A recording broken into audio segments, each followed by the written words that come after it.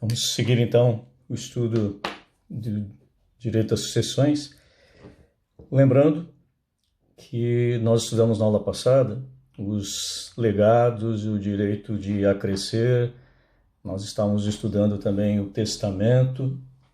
E quando nós falamos em testamento, como nós vimos, nós vamos falar em legado, e falando em legado, nós vamos falar também em sucessão singular.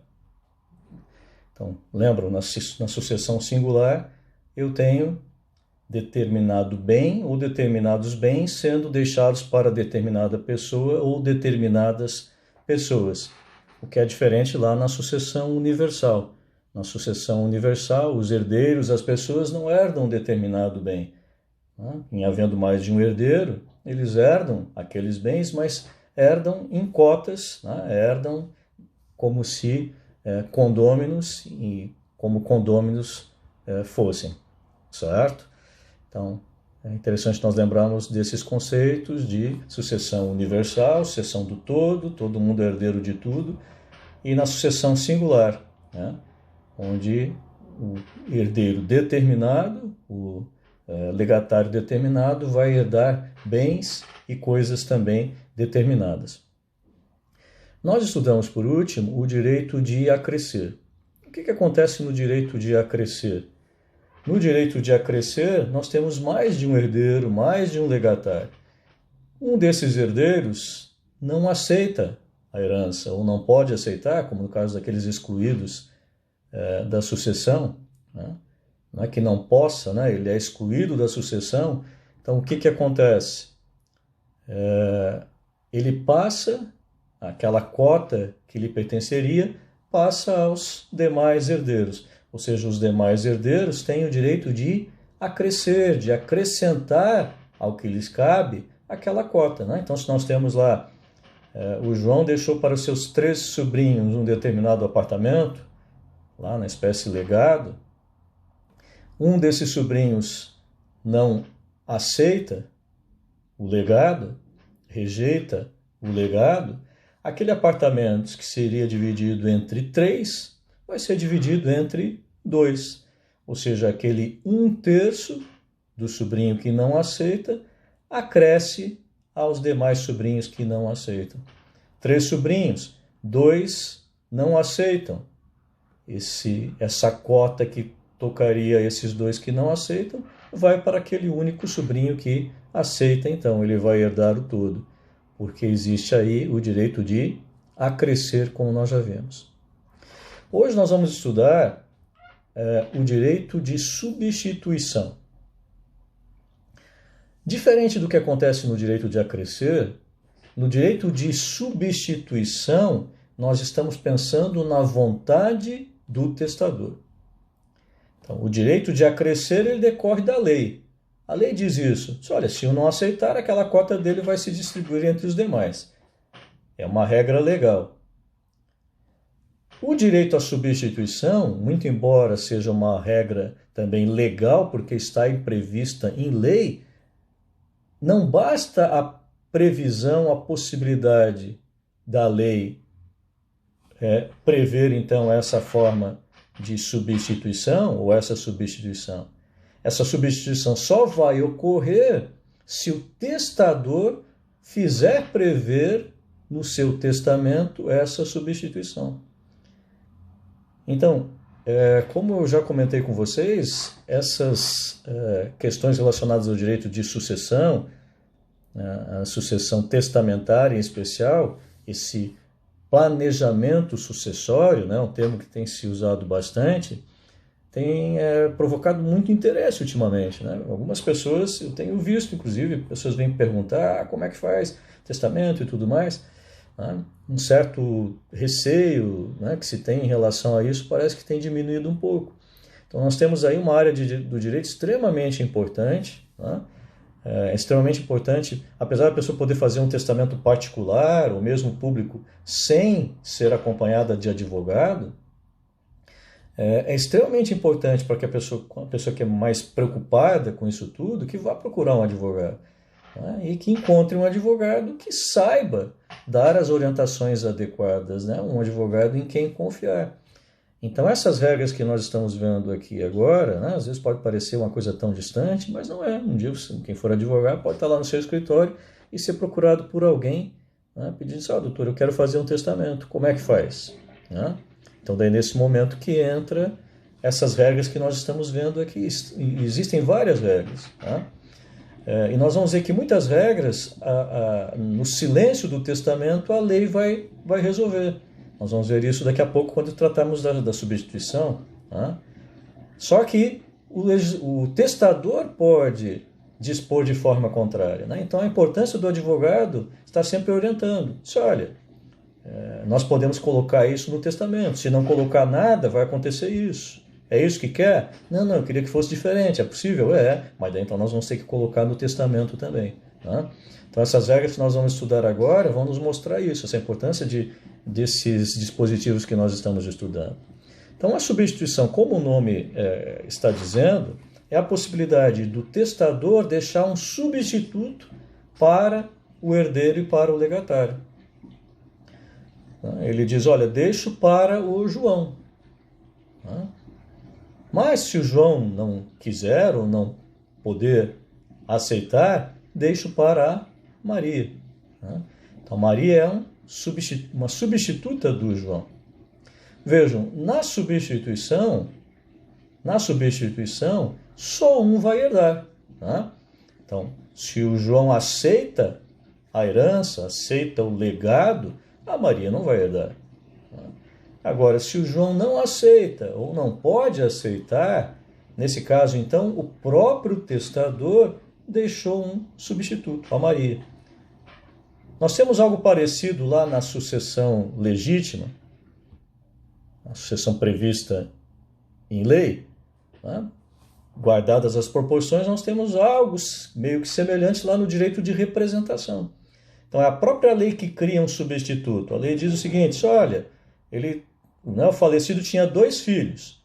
Um filho era pré-morto, os filhos desse pré-morto vão poder representar o pai pré-morto na sucessão do avô, como nós já vimos quando tratamos do direito de representação.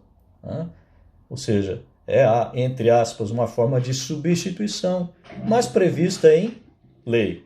Né? Nós agora, então, não estamos falando de uma previsão legal, nós estamos falando de uma previsão do testamento. Né? E a lei dizendo ao testador, olha, testador, você pode fazer isso, você pode designar um substituto para o seu legatário, né? Um substituto para aquele que você está nomeando herdeiro. Então não vamos confundir isso com direito de representação e não vamos confundir isso com direito de acrescer. São coisas distintas. Aqui nós estamos falando então da vontade do testador, que é sempre esse elemento principal do testamento, né? De se respeitar essa vontade do legislador, desde que expressa dentro das regras previstas no Código Civil, né? E essa vontade, então, pode incluir a nomeação de um substituto para o seu herdeiro, para o seu legatário. Então, essas regrinhas referentes às substituições, elas estão previstas no capítulo 9, a partir do artigo 1947. O testador pode substituir outra pessoa ao herdeiro ou ao legatário nomeado, para o caso de um ou outro não querer ou não poder aceitar a herança ou legado, presumindo-se que a substituição foi determinada para as 2 alternativas, ainda que o testador só a uma se refira. Ou seja, quais são as 2 alternativas ou 2 hipóteses? Querer ou poder. Lembram? Ninguém é obrigado a ser herdeiro. Nós temos aquelas situações, como nós vimos lá na aceitação da herança, pode até o credor vir e aceitar, né, no lugar do herdeiro. Mas mesmo assim ele não é obrigado. O herdeiro não é obrigado a aceitar a herança, o legatário não é obrigado a aceitar o legado. Ele aceita se quiser. Então ele pode não querer, ou ele pode não poder. Então, nessas possibilidades aqui, nessas impossibilidades, nós iríamos incluir as situações de exclusão. Lembra quando nós vimos os excluídos da herança? Então, numa situação como essa, aquele herdeiro ou legatário, ele não pode herdar. Vejam que interessante. Isso vai constar lá no testamento. O testador vai dizer o seguinte: olha, nomeio João, e se ele não poder, nomeio Maria. E se não for uma questão de poder, mas querer? Se nós não tivéssemos essa regra, nós ficaríamos, né, em dúvida. Não, então não é o caso de se aplicar a substituição. O que a lei está dizendo é o seguinte: olha, mesmo que o legislador só faça menção a poder, vale o querer também. Mesmo que ele faça menção ao querer, vale o poder também. Ou seja, ele colocou lá no testamento, olha, nomeio João, mas se ele não quiser, nomeio Maria. Ele quer, mas ele não pode. Maria, mesmo assim, vai ser a substituta. Né? Porque essa vontade se presume voltada para as duas situações. A não ser que se estabeleça de forma diversa no testamento. Né? O testador colocar lá com todas as letras, olha, nomeio Maria substituta, só para a hipótese do João não poder herdar. Se ele não quiser herdar, ela não é substituta. Então, no silêncio do testamento, se inclui as duas condições. Então, aqui é aquilo que eu tinha comentado com vocês, a importância de um bom advogado, né, que vai orientar lá de forma adequada o testador. Uma situação como essa vai até alertá-lo. Olha, acontece isso. E se ele não puder, é só poder mesmo, é querer? Né? Esclarece bem lá para a pessoa para que ele possa realmente, então, dispor dos seus bens no exercício total da sua vontade, né? Que é esse elemento, como nós vimos, essencial para o testamento. 1948. Também é lícito ao testador substituir muitas pessoas por uma só ou vice-versa. Né? Então eu posso ter nomeado legatário João, Maria e José, né? E um substituto para eles. Né? Ou eu posso ter nomeado o João e 3 pessoas substitutas para ele. Né? Então não há problema nisso. E ainda substituir com reciprocidade ou sem ela. O que é então a substituição chamada recíproca? Na substituição recíproca, eu tenho, por exemplo, a nomeação de 2 pessoas. Nomeio legatário João e Maria. Se a Maria não quiser, herdeiro então só o João. Se o João não quiser, legatária apenas a Maria. Certo? Nomeio 2 legatários e estabeleço então essa reciprocidade. Se um não quiser, fica só para o outro. Se o outro não puder, fica só para um. 1949. O substituto fica sujeito à condição ou encargo imposto ao substituído, quando não for diversa a intenção manifestada pelo testador, ou não resultar outra coisa da natureza da condição ou do encargo. Então vamos lá. Legado com encargo. Nós já estudamos. Deixo o meu apartamento para o meu irmão João, sob o encargo dele cuidar da nossa mãe Maria até o seu falecimento. Nós temos aí um encargo. Eu nomeio uma substituta, a minha sobrinha Maria, a irmã do João. A filha do João. Eu a nomeio como substituta. Se o João não aceitar, a Maria então é a substituta. No silêncio do testamento, se a Maria aceitar, porque ela também não é obrigada, enquanto substituta, a aceitar o legado, mas se ela aceitar, ela leva o encargo junto. Ela não pode aceitar sem o encargo. Ou seja, legado com encargo, com nomeação de substituto, se o substituto for chamado à sucessão, ele vai ter que, aspas, herdar, fecha aspas, o encargo também. Salvo se algo diferente dispor o testamento. de novo aqui a importância de uma orientação correta. Ou seja, eu posso colocar no testamento, nomeio herdeiro João, encargo cuidar da nossa mãe Maria até o falecimento dela. Em substituição, nomeio a minha sobrinha Joana. O advogado, né, numa situação como essa, está lá fazendo o testamento e vai perguntar, olha, mas a Joana fica com encargo ou não fica com encargo? Porque se não constar nada no testamento, a Joana fica com encargo.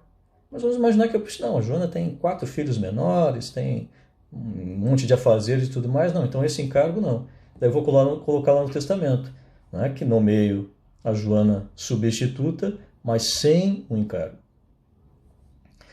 Ou não resultar outra coisa da natureza, da condição ou do encargo. Vamos imaginar, né, que nós temos um encargo que ele está por demais ligado à pessoa do legatário. Nomeio meu irmão João com o encargo de, já que meu irmão é um pintor famoso, né, que ele pinte um quadro meu, né, em pós-morte e doe para os meus alunos de direito às sucessões lá na FUCAP. Ou seja, há um encargo aqui, né, há um encargo. Nomeio substituta a minha sobrinha Maria. Só que com o falecimento, eventualmente, com a não aceitação por parte do meu irmão, né, deste encargo, né, não aceitação da herança, não aceitação do legado, já nomeei a Maria, esse encargo não se transfere a Maria, por conta da sua natureza. Ou seja, essa natureza, né, essa qualidade do meu irmão, ser um pintor famoso, reconhecido, não é compartilhada com a minha sobrinha, né, que mal sabe desenhar. Então, nessa situação, esse encargo é um encargo, aspas, personalíssimo. Então, nessa situação, esse encargo não se transfere ao substituto.